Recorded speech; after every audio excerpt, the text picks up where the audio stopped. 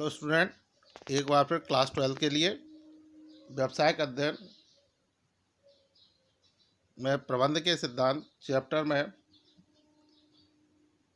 अगला टॉपिक हम पढ़ेंगे। मानसिक क्रांति का सिद्धांत या पारस्परिक सहयोग का सिद्धांत क्या होता है। और ये जो क्वेश्चन है वो पेपर में सामान्यतः पूछा जाता है। बोर्ड परीक्षाओं के को दृष्टिगत रखते हुए ये बहुत महत्वपूर्ण प्रश्न है। तो आइए अपन इसके बारे में समझते हैं, बात करते हैं। तो जो मानसिक क्रांति वैज्ञानिक प्रबंध का सार है। बिना मानसिक क्रांति के वैज्ञानिक प्रबंध की कोई भी योजना सफल नहीं हो सकती। इसका तात्पर्य प्रबंध एवं श्रम के बीच पारस्परिक सहयोग की भावना होनी चाहिए। यदि इन दोनों पक्षों में आपसी संदेह, विद्वेष या बैर का संबंध पाया जाता है तो वैज्ञानिक प्रबंध की योजना सफल नहीं होगी।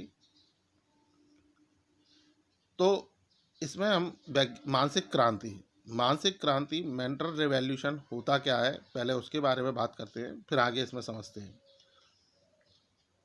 तो मानसिक क्रांति का अर्थ होता है दोनों पक्षों का आपस में मिलकर, दोनों पक्ष अर्थात जो संस्था के मालिक हैं या संस्था के जो श्रमिक हैं, कर्मचारी हैं, उनको अपनी मानसिक सोच में बदलाव लाना।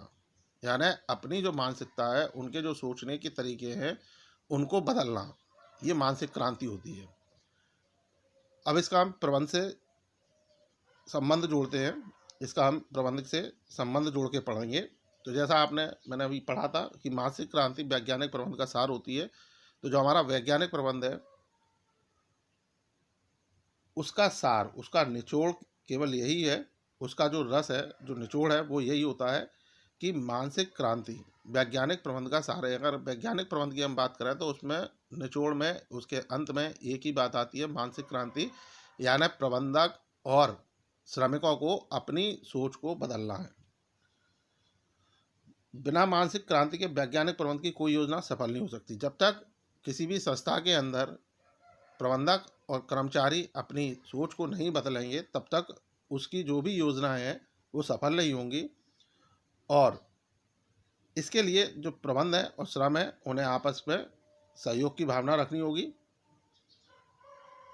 और यदि ऐसा नहीं होता है, अगर आपस में दोनों सहयोग की भावना नहीं करते हैं, तो ऐसी स्थिति में संस्था के अंदर एक दूसरे के प्रति द्वेष, संदेह और बैर की स्थिति उत्पन्न होगी, जो कि वैज्ञानिक प्रबंध की योजनाएं हैं, जो संस्था की योजनाएं हैं, संस्था के जो उद्देश्य हैं, लक्ष्य हैं, उनको प्राप्त करने में वो पूरी तरह से सफल नहीं होंगे। इसी क्रम में जब टेलर ने बात कही तो टेलर ने बताया कि जो श्रमिक और प्रबंधकों के मध्य संघर्ष पाया जाता है, यानी दोनों के बीच में, चाहे प्रबंधक हो, चाहे वो श्रमिक हो या कर्मचारी हो, उनमें हमेशा संघर्ष रहता है। और संघर्ष इस बात का रहता है कि कर्मचारी चाहता है या श्रमिक चाहता है कि मैं कम से कम काम करके अधिकतम मजदूरी प्राप्त करूं, जबकि प्रबंधक ये चाहते हैं कि हम कम से कम मजदूरी देकर अधिकतम काम कराएं। तो ऐसी स्थिति में जो संबंध है प्रबंधक और श्रमिकों के खराब होते हैं, उनमें आपस में संघर्ष होने लगता है, आपस में लड़ाइयाँ होने लगती हैं, जिसके परिणाम स्वरूप जो संस्था के लक्ष्य उद्देश्य होते हैं उन्हें वो प्राप्त करने में सफल नहीं हो पाते। तो जो मानसिक क्रांति है, अब उसका सही अर्थ यही सामने आएगा। तो इसीलिए टेलर ने कहा कि नहीं, यहाँ प्रबंधक और जो श्रमिक हैं उन्हें अपनी सोच में बदलाव लाना होगा, उनको अपनी सोच बदलनी होगी। और बदलनी इसलिए होगी ताकि उनके बीच में जो संबंध है वो मधुर हो सके और जो उनके लक्ष्य उद्देश्य हैं उन्हें प्राप्त कर सके।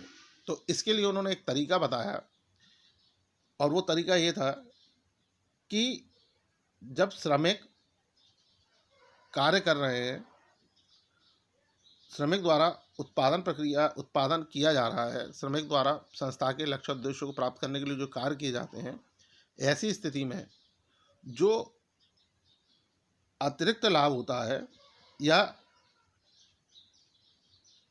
अलग से लाभ होता है, यानी जो उत्पादन प्रक्रिया में जो सामान्य लाभ है उससे अधिक लाभ हो रहा है या अतिरिक्त लाभ हो रहा है, तो ऐसी स्थिति में उस लाभ को दोनों पक्षों के मध्य, प्रबंधक और श्रमिकों के मध्य, उचित रूप से बांटना चाहिए।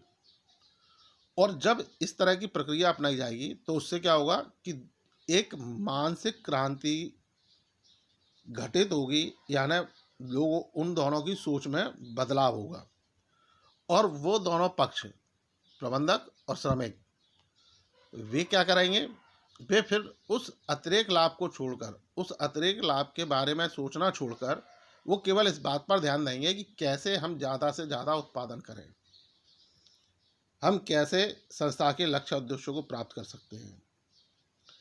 वो इस ओर ध्यान देंगे, अतिरिक्त की ओर ध्यान नहीं देंगे, वो अतिरिक्त लाभ की ओर ध्यान नहीं देंगे। क्यों नहीं देंगे? क्योंकि उन्हें मालूम है कि जो अतिरिक्त लाभ हो रहा है वो तो हमें ही बटना है, तो वो उसमें फ़ायदा किसका है? हमारा खुद का फ़ायदा है। तो वो अपने फ़ायदे के लिए वो क्या करेंगे, फिर उस समय वो इस पर ध्यान नहीं देंगे, बल्कि किस चीज़ पर ध्यान देंगे कि हमको उत्पादन बढ़ाना है, क्योंकि जितना ज़्यादा उत्पादन हम बढ़ाएंगे, जितना अच्छा उत्पादन करेंगे, उतना ज़्यादा लाभ होगा और उस लाभ का हिस्सा श्रमिकों और प्रबंधकों को भी मिलना है।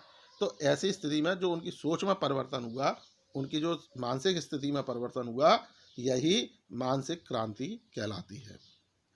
तो गाइज, आपको ये मानसिक क्रांति का टॉपिक समझ में आया होगा। इससे संबंधित कोई भी प्रश्न या क्वेरीज हैं तो आप पूछ सकते हैं। आप इस टॉपिक को बहुत अच्छे से पढ़िएगा, क्योंकि यह बोर्ड परीक्षा में पूछे जाने वाला अति महत्वपूर्ण प्रश्न है, मोस्ट इम्पोर्टेंट क्वेश्चन है। तो थैंक यू।